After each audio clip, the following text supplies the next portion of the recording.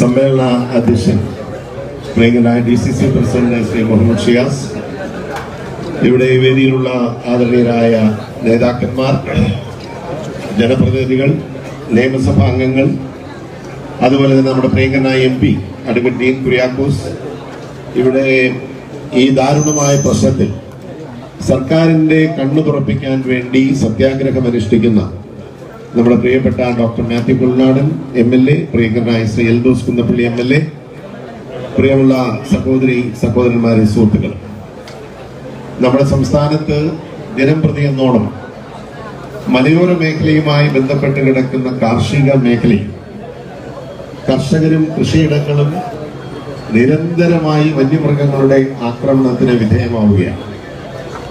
ഈ സമീപ നാളുകളിൽ തന്നെ എത്രയോ പേരാണ് മരണപ്പെട്ടത്. എനിക്ക് മനസ്സിലാകാത്ത ഒരു കാര്യം, ജനങ്ങൾ തെരഞ്ഞെടുത്ത് അധികാരത്തിൽ കൊണ്ടുവന്ന ഒരു ജനകീയ ഗവൺമെന്റ്, അങ്ങനെയാണല്ലോ ജനാധിപത്യ വ്യവസ്ഥയിൽ നമ്മൾ ഗവൺമെന്റുകളെ വിളിക്കുക.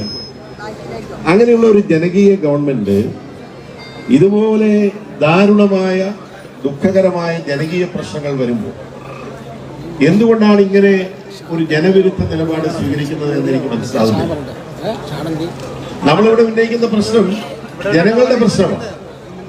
ഇത് പ്രതിപക്ഷത്തിന് എന്തോ സ്വകാര്യ താല്പര്യമുള്ളൊരു വിഷയമല്ല. കേരളത്തിലെ ജനങ്ങൾക്ക് മുഴുവൻ താല്പര്യമുള്ള, കേരളത്തിലെ ജനങ്ങൾ മുഴുവൻ അനുകമ്പയോടുകൂടി ഈ പ്രശ്നത്തിന് ശാശ്വതമായിട്ടൊരു പരിഹാരം ഉണ്ടാകണമെന്ന് ആഗ്രഹിക്കുന്ന ഈ പ്രശ്നത്തിൽ സർക്കാർ എന്തിനാണ് ഇങ്ങനെ പിടിവാശി പിടിക്കുന്നത് നമുക്ക് മനസ്സിലാകുന്നില്ല. കഴിഞ്ഞ 7.5 വർഷക്കാലത്തിനിടയ്ക്ക് നിരന്തരമായി ഉണ്ടായിക്കൊണ്ടിരിക്കുന്ന ഈ പ്രശ്നത്തിൽ എന്ത് നടപടി ഫലപ്രദമായി ഈ ഗവൺമെന്റ് സ്വീകരിച്ചിട്ടുണ്ട്?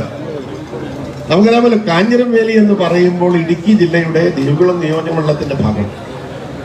പക്ഷെ നമ്മളുമായി എറണാകുളം ജില്ലയുടെ കോതമംഗലം നിയോജകമണ്ഡലവുമായി ബന്ധപ്പെട്ട് കിടക്കുന്ന സാഹചര്യത്തിൽ സ്വാഭാവികമായും ഏറ്റവും കൂടുതൽ അവർ ബന്ധപ്പെട്ട് നമ്മുടെ മേഖലയുമായിട്ടാണ്. എങ്കിലും ഇടുക്കി ജില്ല മലയോര ജില്ലയായ ഇടുക്കിയുടെ പ്രശ്നങ്ങൾ എല്ലാം തന്നെ ആ മേഖലയിൽ ഉണ്ട് എന്നുള്ളതാണ് സത്യം. ഈ പ്രശ്നത്തിന്റെ ഗൗരവം മനസ്സിലാക്കാൻ, മലയോര മേഖലയുടെ ഗൗരവം എന്താണെന്ന് മനസ്സിലാക്കാൻ മാത്രം ഏതാനും ചില കാര്യങ്ങൾ പറയുന്നുണ്ട്. പ്രിയമുള്ളവർ, ഇടുക്കി ജില്ലയുടെ സ്ഥിതി എന്താണ്? 10,89,500 ഏക്കർ സ്ഥലമാണ് ഇടുക്കി ജില്ല എന്ന് പറയുന്നത്. അതിൽ 55% വനമാണ്.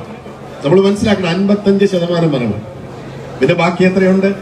5 ലക്ഷം ഏക്കറാണ് ബാക്കിയുള്ളത്. അതിൽ 2 ലക്ഷം ഏക്കർ എന്ന് പറയുന്നത് വൻകിട തോട്ടങ്ങളാണ്. ഇടുക്കി പദ്ധതിയുടെ കാച്ച്മെന്റ് ഏരിയ എന്ന് പറയുന്നത് 16,000 ഏക്കറാണ്. മുല്ലപ്പെരിയാറിന്റെ കാച്ച്മെന്റ് എന്ന് പറയുന്നത് 8,000 ഏക്കറാണ്. ഇലക്ട്രിസിറ്റി ബോർഡിന്റെ കയ്യിൽ ഇടുക്കി ജില്ലയിലെ 50,000 ഏക്കർ സ്ഥലം അവരുടെ കൈവശമാണ്.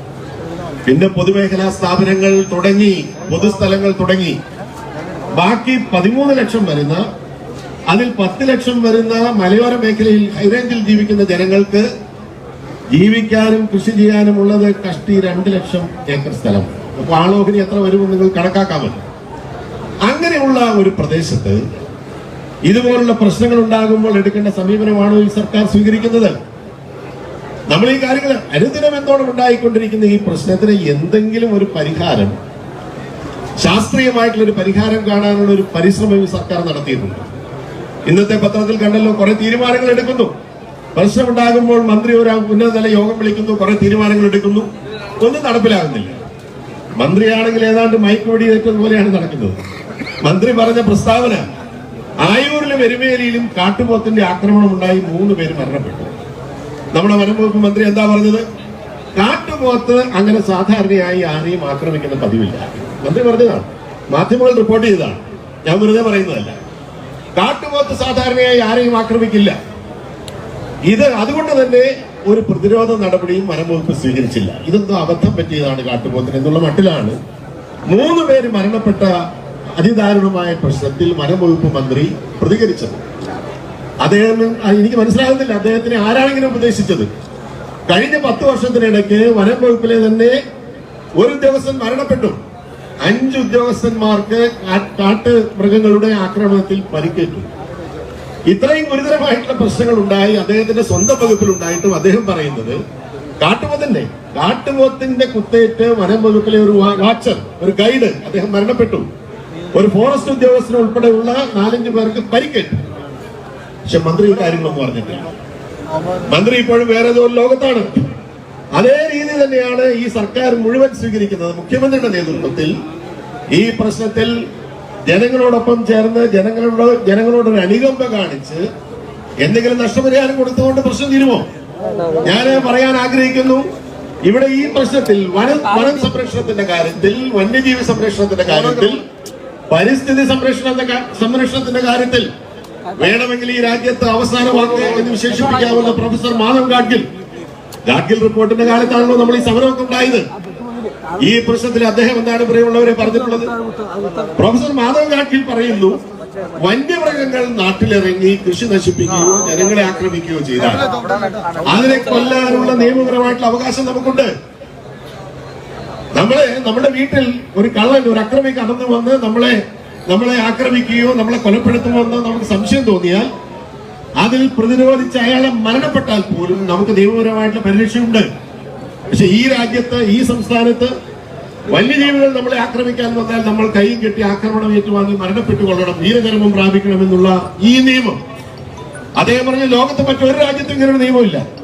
മറ്റെല്ലാ രാജ്യങ്ങളിലും ഇതുപോലെ വന്യമൃഗങ്ങൾ പെരുകിയാൽ അവയെ നിർമ്മാർജ്ജനം ചെയ്യാനുള്ള കൃത്യമായിട്ടുള്ള നിയമവ്യവസ്ഥയുണ്ട്, ശാസ്ത്രീയമായിട്ടുള്ള പഠനങ്ങളുണ്ട്. നമ്മുടെ രാജ്യത്ത് മാത്രം ഇതൊന്നും നടക്കില്ല, നമ്മുടെ ഈ സംസ്ഥാനത്ത് മാത്രം ഇതൊന്നും നടക്കില്ല എന്ന് പറയുന്നത് അങ്ങേയറ്റം നിർഭാഗ്യകരമാണ്. ഞാൻ പറയുന്നതല്ല, പ്രൊഫസർ മാധവ് ഗാഡ്ഗിൽ പറയുന്നതാണ്. ഈ അടുത്ത കാലത്തും അദ്ദേഹത്തിന്റെ മലയാള മനോരമയുടെ ഫ്രണ്ട് പേജിൽ ഉണ്ടായിരുന്നു. അദ്ദേഹം കൃത്യമായി ഈ കാര്യങ്ങളൊക്കെ പറഞ്ഞിട്ടുണ്ട്. എന്തുകൊണ്ടാണ് നമ്മുടെ ജനകീയ സർക്കാരുകൾ എന്ന് വിശേഷിപ്പിക്കുന്ന ഈ ഏകാധിപത്യ സർക്കാരുകൾക്ക് ഈ കാര്യങ്ങൾ മനസ്സിലാകാത്തത്? കേന്ദ്ര സർക്കാരിനും മനസ്സിലാകുന്നില്ല, നമ്മുടെ സംസ്ഥാന സർക്കാരിനും ഈ കാര്യം മനസ്സിലാകുന്നില്ല. അപ്പൊ അങ്ങനെ ഒരു നിർഭാഗ്യകരമായിട്ടുള്ള സാഹചര്യത്തിൽ അനുദിനം ജനങ്ങൾ, പ്രത്യേകിച്ച് സാധാരണക്കാരായിട്ടുള്ള പാവപ്പെട്ട മലയോര കർഷകർ, അവരാണ് ഇതിന്റെ ദുരിതം മുഴുവൻ പേറുന്നത്. അവർ മരണപ്പെടുന്നു. അവർ അത്യധ്വാനം ചെയ്ത് തലമുറകളായി ഉൽപ്പാദിപ്പിക്കുന്ന അവരുടെ കൃഷിയിടങ്ങൾ ഏതാനും മണിക്കൂറുകൾ കൊണ്ട് നശിപ്പിക്കപ്പെടുന്നു. അതിനെതിരെയുള്ള അതിശക്തമായിട്ടുള്ള പ്രതിഷേധമാണ് ഏറ്റവും ഒടുവിലുണ്ടായിട്ടുള്ള ഈ ദാരുണ സംഭവത്തോടനുബന്ധിച്ച് നമ്മുടെ പ്രിയപ്പെട്ട എംപിയും MLA-മാരും മറ്റ് ജനപ്രതിനിധികളും എല്ലാവരും ഒത്തുചേർന്നു ഐക്യ ജനാധിപത്യപരയുടെ ഈ സർക്കാരിന്റെ കണ്ണു തുറപ്പിക്കാനുള്ള ഈ സമരം നടത്തുമ്പോൾ, പ്രിയമുള്ളവരെ, നമുക്ക് അങ്ങേയറ്റം ദുഃഖമുണ്ട്. ആ കുടുംബത്തോട് അവരുടെ ദുഃഖത്തിൽ നമ്മൾ പങ്കുചേരുന്നു. മേലിൽ ഇത് ആവർത്തിക്കരുത്, അതിനുവേണ്ട ഫലപ്രദമായിട്ടുള്ള നടപടികൾ സ്വീകരിക്കണം. ഇവിടെ വാചാലമായി ബഫർ സോണിനെ കുറിച്ച്, പരിസ്ഥിതി സംരക്ഷണത്തെ കുറിച്ച്, വനം സംരക്ഷണത്തെ കുറിച്ചൊക്കെ പറയുന്നവർ മനസ്സിലാക്കണം, എന്തെല്ലാം സംരക്ഷണ നടപടികൾ സ്വീകരിക്കാനുണ്ട്. ചില സ്ഥലങ്ങളിൽ ഒരുപക്ഷെ സൗരോർജ്ജ വേലിയാകാം, ചില സ്ഥലങ്ങളിൽ ഇലക്ട്രിക് ഫെൻസിംഗ് ആകാം, അതല്ലെങ്കിൽ ട്രെഞ്ച് ആകാം, കരിങ്കൽ മതിലുകളാകാം. ഓരോ മേഖലയുടെയും വനമേഖലയുടെയും പ്രത്യേകതകൾ കണക്കിലെടുത്ത് വന്യമൃഗങ്ങളെ തടയാനുള്ള സംരക്ഷണ നടപടികൾ, പ്രതിരോധ നടപടികൾ സ്വീകരിക്കുക എന്നുള്ളതാണ് ചെയ്യേണ്ടത്. അതല്ലെങ്കിൽ പിന്നെ എന്താണ് വനംവകുപ്പിന്റെ ജോലി നമുക്ക് മനസ്സിലാകുന്നില്ല. അതിനു പകരം ഇവിടെ സമരം ചെയ്യുന്ന ജനപ്രതിനിധികളെ വലിച്ചഴിക്കുന്ന പ്രിയങ്കരനായ MPയെ റോഡിലൂടെ വലിച്ചഴിക്കുന്നത് നമ്മൾ കാണുകയുണ്ടായി. ഈ ഉദ്യോഗസ്ഥന്മാർക്ക് എന്താ വിചാരിച്ചിട്ടുള്ളത്? ജനങ്ങൾ തെരഞ്ഞെടുത്ത് അവരുടെ കാര്യങ്ങൾ ഉന്നയിക്കാൻ, അതിന് പരിഹാരം കാണാൻ വേണ്ടി ചുമതലപ്പെടുത്തിയ ജനപ്രതിനിധികളെ അവർ ന്യായമായ കാര്യങ്ങൾക്ക് പ്രതിഷേധിക്കുമ്പോൾ അവരെ റോഡിലൂടെ വലിച്ചഴിക്കുക, അവരെ തല്ലിച്ചതയ്ക്കുക എന്ന് പറഞ്ഞാൽ ഈ സംസ്ഥാനത്തെ പ്രബുദ്ധരായിട്ടുള്ള ജനാധിപത്യ വിശ്വാസികൾ അത് അംഗീകരിക്കാൻ പോകുന്നില്ല. വരാൻ പോകുന്ന നാളുകളിൽ നമ്മൾ അത് കാണാൻ പോവുകയാണ്. ഈ സർക്കാരിനെതിരെ അതിശക്തമായിട്ടുള്ള നിലപാട് കേരളത്തിലെ ജനങ്ങൾ സ്വീകരിക്കും. കേന്ദ്ര ഗവൺമെന്റിനെ കണ്ണുറപ്പിക്കാനുള്ള നിലപാട് കേരളത്തിലെ ജനങ്ങൾ സ്വീകരിക്കും. ഞാൻ എന്റെ വാക്കുകൾ ചുരുക്കട്ടെ. സമരം ചെയ്യുന്ന പ്രിയപ്പെട്ട എന്റെ സഹോദരന്മാർ, പ്രിയപ്പെട്ട മാത്യു കൊള്ളനാടൻ, പ്രിയപ്പെട്ട എൽദോസ് കുന്നപ്പള്ളി, അതുപോലെ ഇതിൽ പങ്കെടുക്കുന്ന എല്ലാ ആദരണീയരായ ജനപ്രതിനിധികളെയും നേതാക്കന്മാരെയും വളരെ വിനയപൂർവ്വം അഭിവാദ്യം ചെയ്തുകൊണ്ട് ഈ പ്രശ്നത്തിന് ശാശ്വതമായിട്ടുള്ള പരിഹാരം ഉണ്ടാകുന്നതുവരെ ഐക്യ ജനാധിപത്യ മുന്നണി സമരരംഗത്ത് തന്നെയായിരിക്കും, ജനങ്ങളോടൊപ്പം ആയിരിക്കുമെന്ന് ഒരിക്കൽ കൂടി പറഞ്ഞുകൊണ്ട് ഞാൻ എന്റെ വാക്കുകൾ ചുരുക്കുന്നു. എല്ലാവർക്കും നമസ്കാരം. ഭാരതം ജയിക്കും.